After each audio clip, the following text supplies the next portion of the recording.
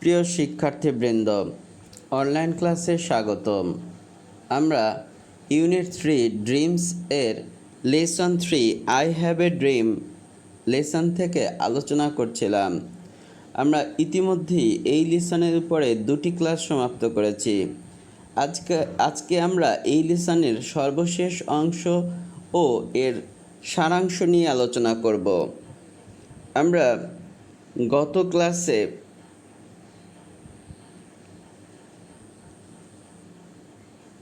And if America is to be a great nation, this must become true. So let's freedom ring from the prodigious hilltops of New Hampshire. Let freedom ring from the mighty mountains of New York. Let freedom ring from the heightening elegancies of Pennsylvania. এখানে শেষ করেছিলাম। So let's freedom ring from every hill and molehill of Mississippi, from every mountain sides. Let freedom ring. মিসিসিপির প্রত্যেকটা পাহাড় ও টিলা হতে মুক্তির ঝংকার বেজে উঠুক, প্রতিটি পর্বত পার্শ্ব থেকে মুক্তির ঝংকার বেজে উঠুক।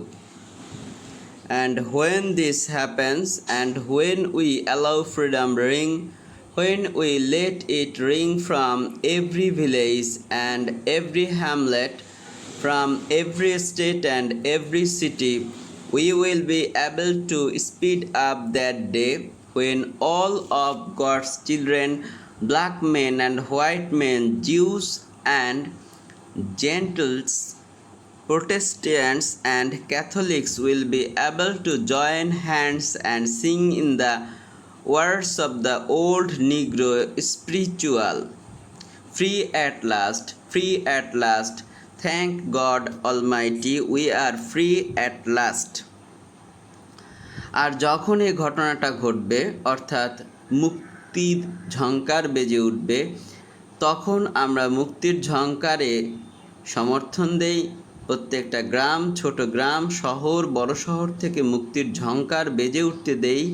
তাহলে সেদিনকে ত্বরান্বিত করতে সক্ষম হব। সেদিন স্রষ্টার সকল সন্তান, হোক সে কৃষ্ণাঙ্গ, হোক সে শ্বেতাঙ্গ, বা ইহুদি বা অইহুদি, বা প্রোটেস্ট্যান্ট বা ক্যাথলিক, যাই হোক না কেন, একে অপরের হাতে হাত মেলাতে সক্ষম হবে এবং প্রাক্তন নিগ্রোদের আত্মার ভাষায় গেয়ে উঠতে সমর্থ হবে। অবশেষে মুক্ত হয়েছি। সর্বশক্তিমান প্রভুকে ধন্যবাদ। অবশেষে আমরা মুক্ত হয়েছি। প্রিয় শিক্ষার্থীবৃন্দ, আমরা এই লেসনটি দেখলাম।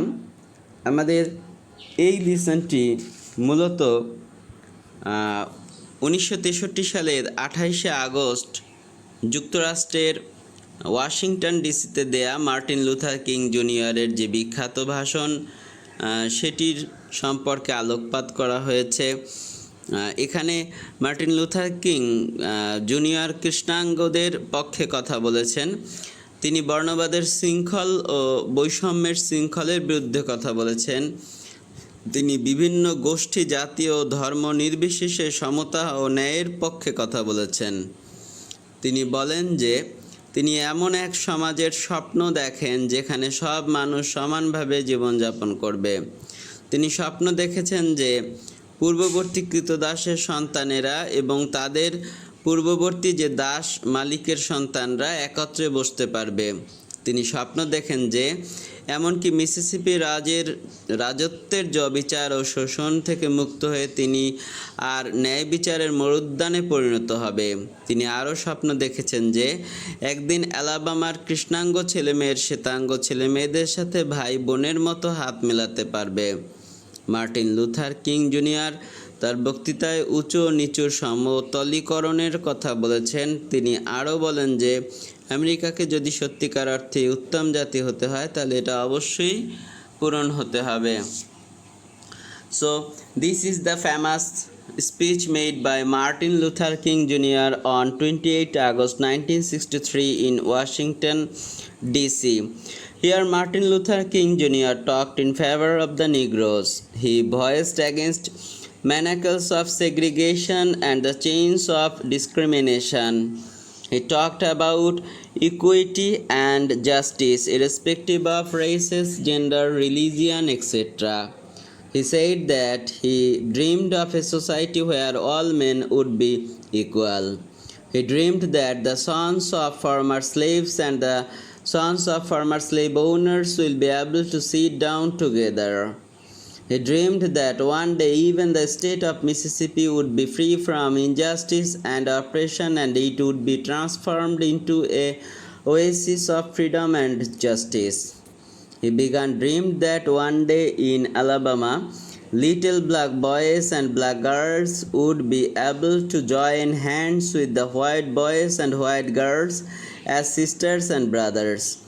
Martin Luther King Jr. in his speech talked about the leveling of high and low in the society. He further said that if America was to be a great nation, this must have come true. So dear students, it's all from me today. We are going to hold another class in the next week. Thank you. Till then, stay home, stay safe. Thank you very much.